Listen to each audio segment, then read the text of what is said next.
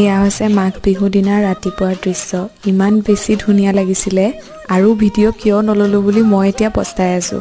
হাতত পানী লৈ গৈছোঁ মেজিৰ সেক ল'বলৈ। দেউতাই সজা মেজি আৰু দেউতাই জুই দিলে।